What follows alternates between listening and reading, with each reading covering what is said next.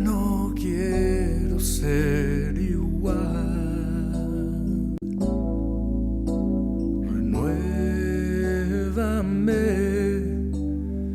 Señor Jesús. Pon en mí tu corazón,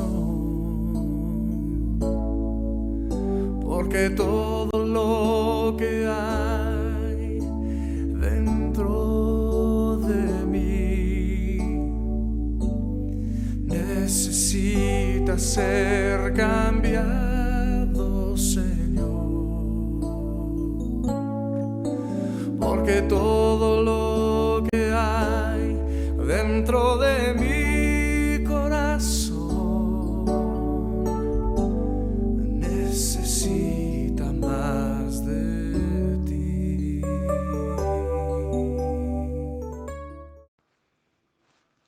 Buenos días, amados hermanos de la Casa Cristiana Piedras Vivas. Siguiendo con nuestros tiempos de reflexión de la palabra de Dios, el día de hoy meditaremos en el capítulo 10 del libro de Números.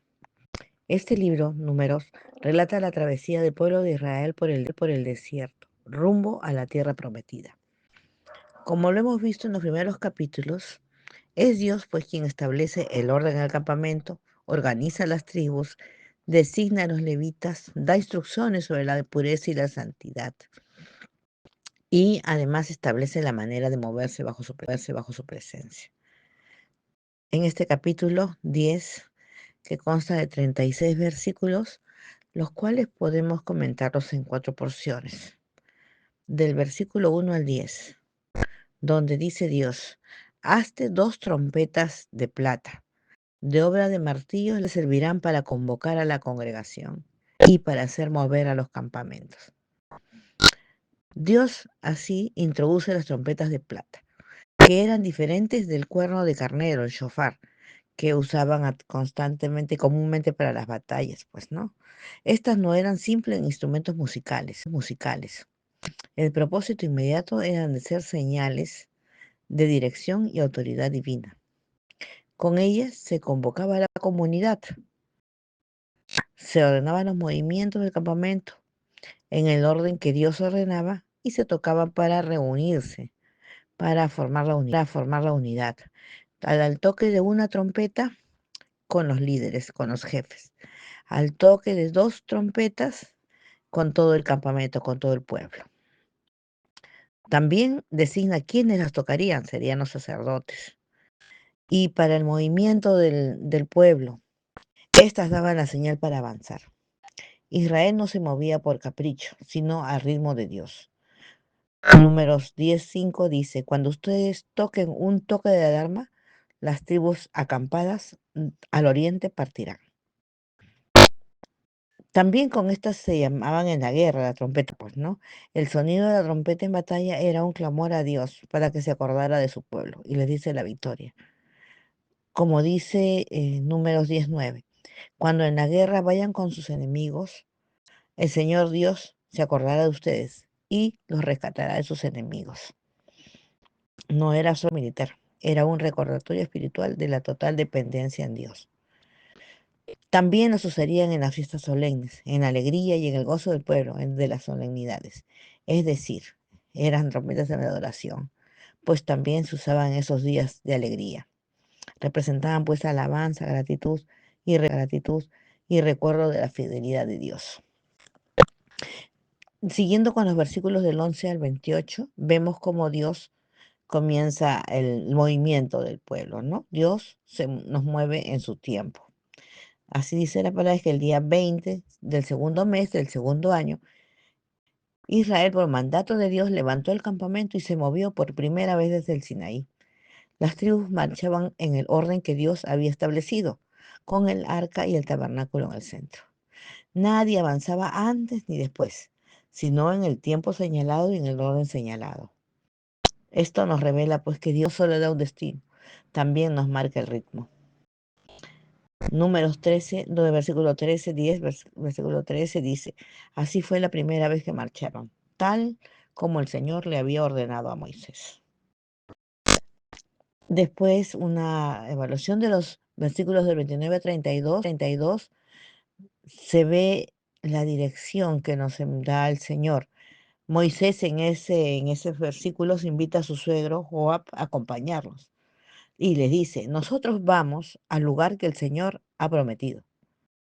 Joab duda, pero Moisés insiste porque sabía que Dios... Esto muestra que la vida no es errante, sino es dirigida por Dios, un Dios que promete y que cumple. Números 10:29 dice, nosotros vamos al lugar que el Señor ha prometido darnos, porque Él ha dicho que nos la dará. Y en los versículos del 33 al 36, el Señor va con su presencia, con nosotros. Dice pues la palabra que el arca del pacto marchaba delante del pueblo para buscar lugar de descanso. Cada vez que se levantaba, Moisés oraba y decía, levántate, Señor, que se dispersen tus enemigos. Y cuando se detenía, decía, vuelve, Señor, a los millares de Israel. Esto muestra pues que la presencia de Dios era la seguridad y el centro de la vida del pueblo. El arca del pacto del Señor iba delante de ellos para indicarles por dónde detenerse y dónde acampar. En Números 10:33 está esta palabra del Señor. Entonces, pues, amados hermanos, vemos en este capítulo cómo Dios guía a su pueblo a caminar por el desierto. No era un viaje al azar, ni un movimiento desorganizado. Las trompetas convocaban, el arca se levantaba y cada tribu se movía según la dirección del Señor. Israel no caminaba por iniciativa propia, sino al compás del toque divino. Esto nos recuerda que nuestra vida también debería ser dirigida por la voz de Dios. A veces queremos adelantarnos, correr antes de que suene la trompeta, pero eso solo trae cansancio y confusión. El Señor tiene un ritmo perfecto. Sabe cuándo avanzar, sabe cuándo detenerse, cuándo levantar bandera de guerra y cuándo dar reposo. Moisés reconocía que cada paso necesitaba la intervención de Dios. Levántate, Señor. No era la fuerza humana lo que aseguraba la victoria, sino la presencia divina. Lo mismo ocurre con nosotros. Cada proyecto, cada decisión, cada batalla debe comenzar con la certeza de que Dios va adelante.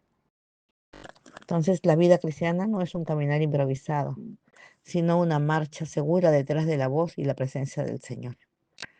El llamado para nosotros es en torno a la voz de Dios. Dejar que el Señor marque el ritmo de nuestra vida. Él nos llama a confiar en su tiempo perfecto, a escuchar su voz antes de movernos, esperar su señal antes de tomar decisiones y confiar que Él dispersará todo obstáculo cuando sea tiempo de avanzar.